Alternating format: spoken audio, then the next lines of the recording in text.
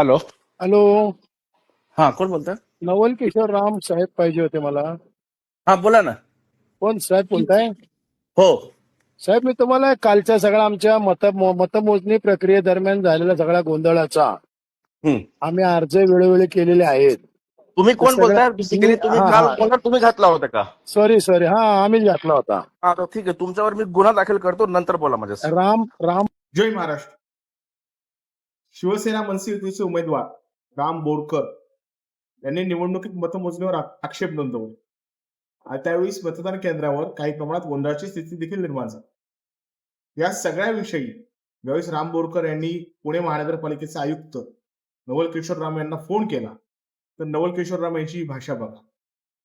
फोनवर काय बोलतायत ते, की तुम्ही गोंधळ घातला का? ठीक आहे, मी तुमच्यावर गुन्हा दाखल करतो, पण फोन कट करता. ही कुठल्या प्रकारची प्रक्रिया आहे? म्हणजे सर्वसामान्य नागरिकांशी ह्या लोकांचा वागण्याचा स्तर काय असू शकतो हे या उदाहरणातून दिसतं. जर राम बोरकर सारखे सामाजिक क्षेत्रामध्ये एवढ्या वर्षाचं काम करणाऱ्या लोकांबाबत हे होऊ शकतं, तर सर्वसामान्य माणसांची काय किंमत हे ठेवत असेल प्रशासकीय अधिकारी? हा माज येतोय कुठून? हा माज येतोय कलम 353. म्हणून मी पहिल्यापासून म्हणतो की कलम 353 रद्द करा. हे कलम 353 सर्वसामान्य माणसाच्या हक्कावर गदा आणणाऱ्या सगळ्यात काळं कलम आहे. हे रद्दच झालं पाहिजे. त्याचा खूप मोठ्या प्रमाणावर गैरवापर प्रशासकीय अधिकारी करतात. बरं, हा हा प्रकार हा फक्त राम बोरकरांच्याच बाबतीत होऊ शकतो असं नाही, हा कुणा बाबतीतही होऊ शकतो. म्हणजे उद्या भाजपच्या कार्यकर्त्याला देखील प्रशासकीय अधिकारी त्रास देऊ शकतो.